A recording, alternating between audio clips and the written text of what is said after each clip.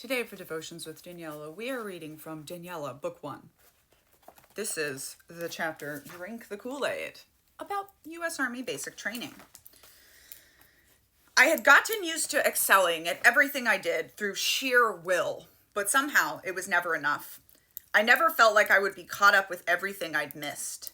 So I clung to the belief that there was always a way to be better, that no matter how well I did, I was still failing in some essential way.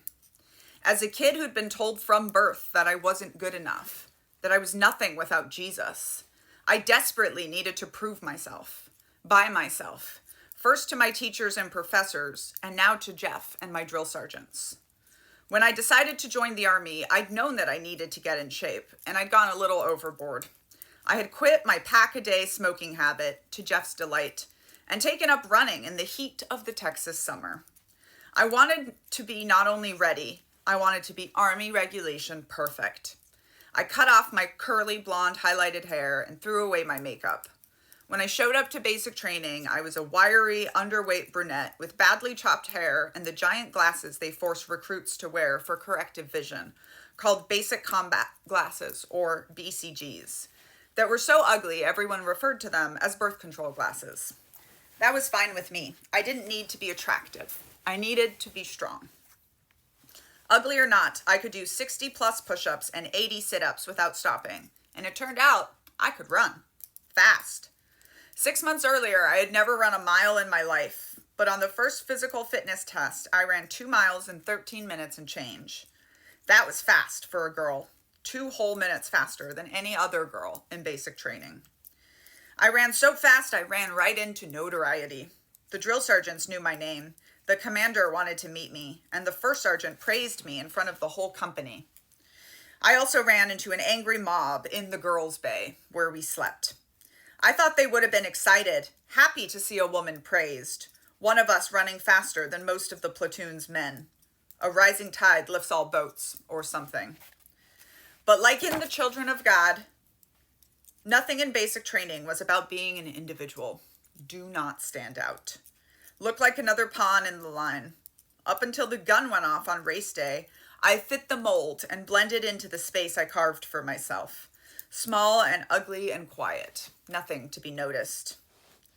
A 6-foot-tall girl with long box braids and broad hands balled into meaty fists threatened to punch me if I didn't keep my head down, go slower next time, and stop making her look bad.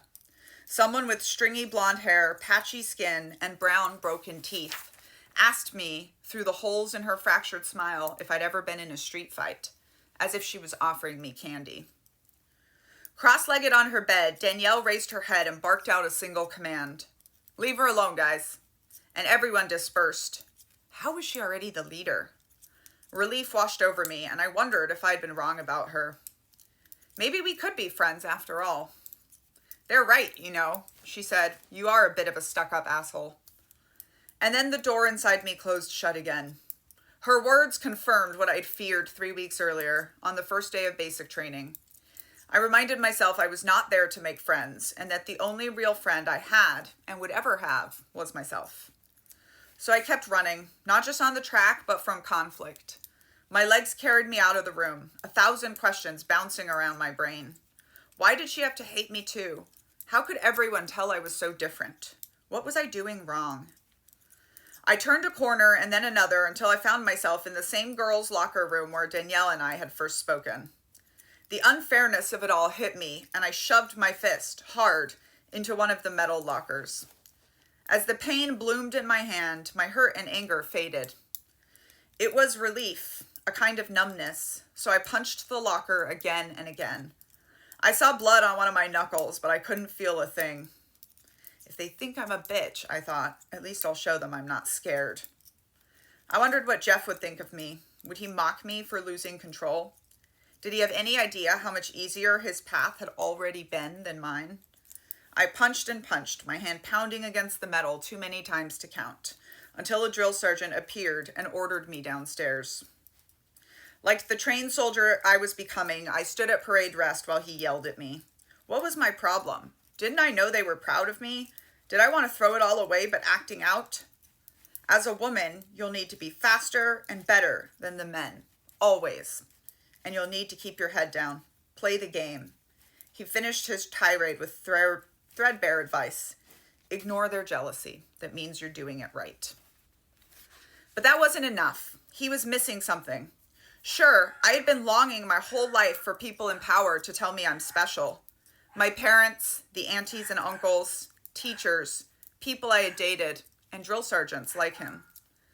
But being special had never been the thing that made me feel safe. I stormed back into the room, my hand throbbing and bloody. Not you, I shouted at Daniela across the room. I can take crap from all these little girls, but not from you. Why her? I'm not sure. Maybe if we'd been allowed to read books, I could have tuned the girls out the way I had in college. But there, with nothing to distract me, I had to feel all of my fear and hurt and longing. Maybe I was scared enough to understand how much I needed someone, a real friend, to get through what seemed impossible on my own. And maybe I was smart enough to realize how special Danielle was. Sharp as hell, a natural leader, driven in a way I'd only seen in myself. The smallest of the entire platoon, but somehow bigger than everyone else. It felt like a punch in my stomach. I didn't want to lose her. For a moment that seemed to last forever, I wondered what she would do. I picked at my cuticles until she walked out of the bay, motioning for me to follow. In the hallway, we lowered ourselves to the cement floor, the cold seeping through the black, plasticky shorts from the exercise uniform we wore anytime we weren't in fatigues. We were jammed into a doorway, each with our back against one side of the frame, a place where no one could surprise us. In the background, we could hear the noise of the other girls preparing to bunk down for the night. Soon, the lights would go out.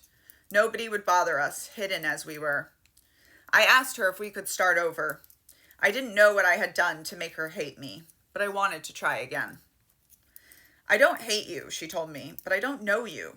I want to, but you have to let me. We're going to be together for 5 months, here and in officer school.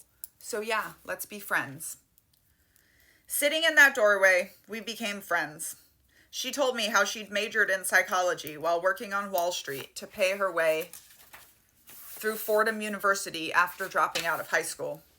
She'd been to more countries than I had, traveling and volunteering, but not for any religion, just because she liked experiencing the world. She wanted to be a commander of peacekeeping operations for the United Nations, but they required women to have military experience. So she joined the Army to do several years as an officer and hopefully get some command experience. Everything about her was impressive. And so I did. Oh, now, she said, I want you to tell me about the children of God. And so I did.